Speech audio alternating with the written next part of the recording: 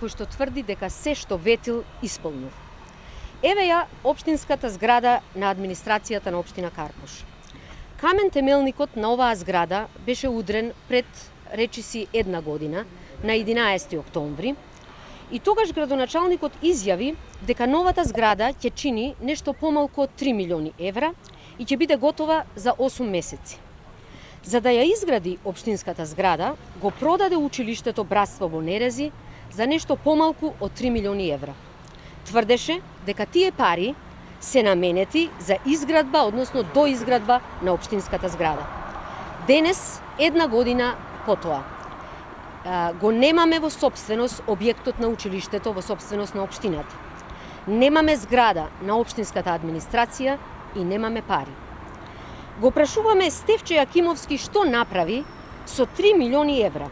Каде се тие пари?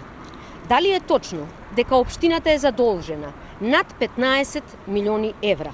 Зошто фирмите не сакаат да чујат да се јават на тендерите на општина Карпош? Зошто општината не ги исполнува обврските, ништо не гради, ништо не исплаќа, освен плати на вработените, а и тие со задоцнување? Како тоа од една од најуспешните општини во Република Македонија ја доведе до ова дередже?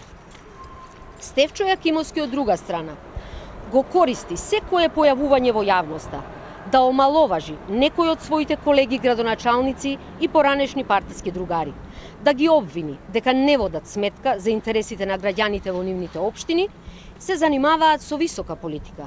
Истиот тој човек секојдневно на дело покажува дека повеќе се грижи за интересите на својата новоформирана партија, отколку за граѓаните на општина Карпош. Затоа, во оваа прилика, го прашуваме градоначалникот и бараме одговор.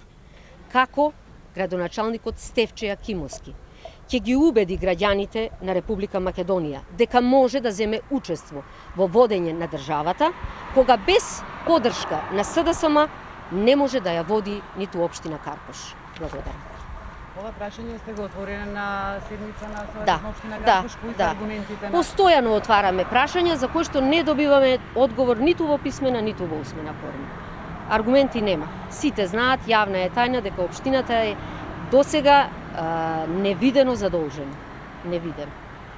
Ништо не се плаќа, фирмите, доверителите не им се исплаќаат долговите, дури администрацијата се исплаќа со задоцнување, значи апсолутно фирмата е во невиден финансиска дубиоза.